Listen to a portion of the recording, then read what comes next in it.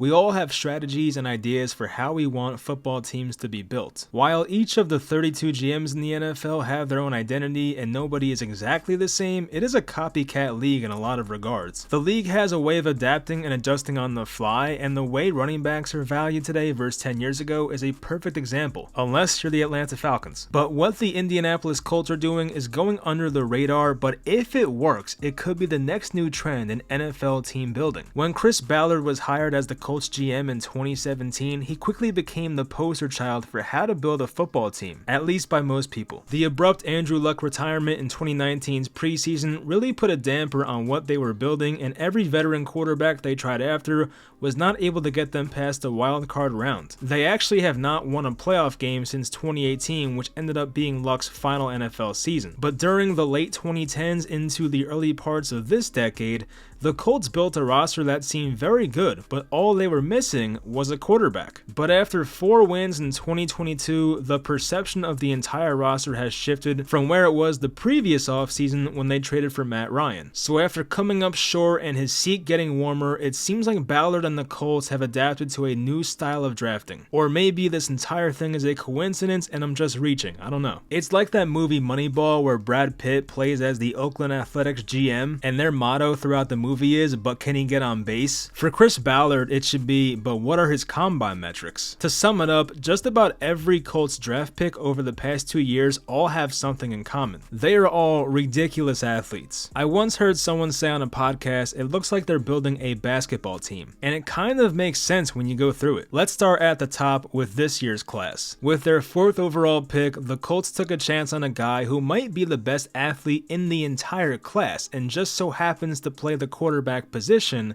and that's Anthony Richardson out of Florida. I always go back to that tweet where they compared Richardson's combine metrics and measurements to NFL superstars like George Kittle and Odell Beckham, just to give you an idea of how special of an athlete he is. And when going over these prospects, I will show you guys their athletic measurements, which PFF's annual draft guide does a great job showing their athletic measurements in percentile to give you an idea of how special of an athlete they are as compared to others at their position. As you can see, Richardson's broad jump and vertical rank in the 100th percentile for quarterbacks, and also finish over the 90th percentile in hand size, weight, and 40 time. There's a reason the guy has been compared to Josh Allen and Cam Newton. Their 2nd round pick was Julius Brents, the corner out of Kansas State, another freaky athlete. As a corner, he's listed at 6'3", 198 with 34-inch arms. That height and arm length rank him in the 100th percentile of corners, along with his broad, vertical, and 3-cone that were all over the 95th percentile.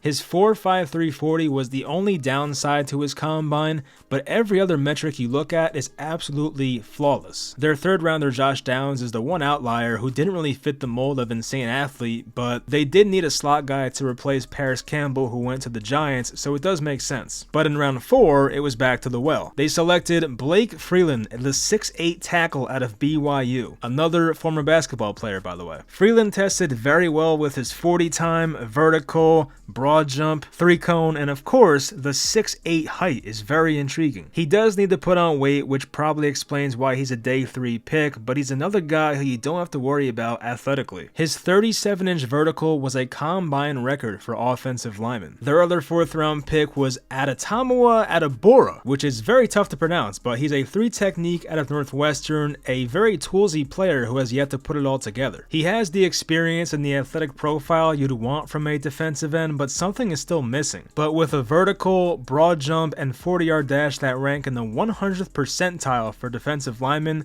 you can see the argument for taking Adebora. In the rest of this year's draft, they took a 6'2" corner with 33-inch arms that ran a 4.3 640 named Darius Rush out of South Carolina. Their really late picks were not amazing athletes, but that's kind of what you get late in the draft, but their tight end Will Mallory had an interesting skill set and a bit of a tweener at the next level. But it wasn't just this year's draft. Even last year's draft was heavily focused on obtaining athletes, which included Alec Pierce, Jelani Woods, Bernard Ryman, and and Nick Ross. Pierce is a 6'3" wideout who tested above average in every combine category except for hand size and 3-cone drill. Pierce had a pretty good rookie year with some impressive big plays, over 40 catches and nearly 600 receiving yards on a very bad team. Jelani Woods just fits the mold for this entire video. Woods is built like a basketball player but happens to play tight end in the NFL. He's 6'7", 270 and destroyed the combine aside from hand size, which is surprising considering his height and the fact that he used to play quarterback. Bernhard Raimann was downgraded for his short arms and below average weight for an offensive tackle, but he was excellent in every combine drill, including a 4.32 shuttle, ranking him in the 100th percentile. And in his 11 starts at left tackle as a rookie last year, Raimann did play very well and stepped up when the Colts needed him. Nick Cross, their late 3rd round safety, is 6 feet tall, 215, ran a 4.3 4.40 and a broad jump that ranked in the 93rd percentile among safeties. Even their first 2 picks of 2021's draft with Kwity Paye and Dayo Odenigbo were 2 edge rushers that were taken as high as they were due to their ridiculous frame and athleticism. And of course I have to throw in the fact that they took a former college basketball player at VCU, Mo Alley Cox, who has to be one of the biggest players in the NFL, especially for a tight end. After last season's debacle with Matt Ryan, you could argue that the Colts were the most disappointing team in the entire NFL in 2022. They've made changes at head coach with Shane Steichen, the former offensive coordinator of the Philadelphia Eagles, and after seeing what Jalen Hurts accomplished the past year and even the last 2 years,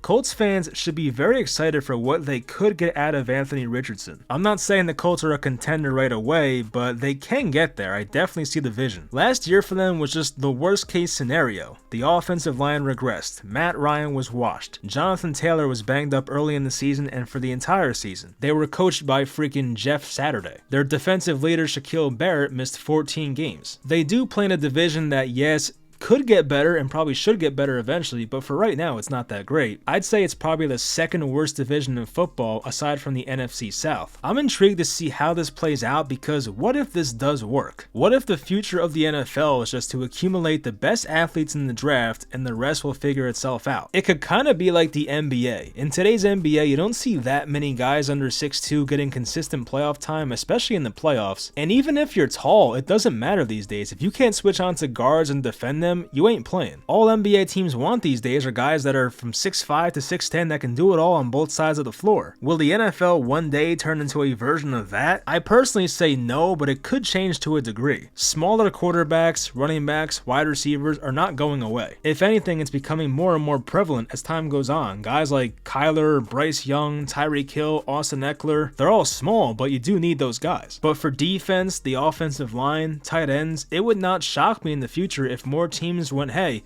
let's just take the best athlete and trust our coaches to get the most out of them. But that's if this works once again and the Colts turn into a juggernaut. And once again, I could see it happen, especially since I'm a big Anthony Richardson believer. And if so, then other teams will replicate that style of team building. Once again, it's a copycat league for a reason. We will look back on this in 5 years from now and say, remember when Chris Ballard just drafted the best athletes in an effort to save his job? Or we may look at it and say, wow, Chris Ballard and the Colts just figured out the new formula for team building in the NFL. We'll see how it plays out, but it should be fun either way. Let me know in the comments, what are you guys expecting from the 2023 Colts, and do you think this strategy has a chance of working? I hope you all enjoyed. Leave a like and subscribe if you did, and I'll talk to you guys next time.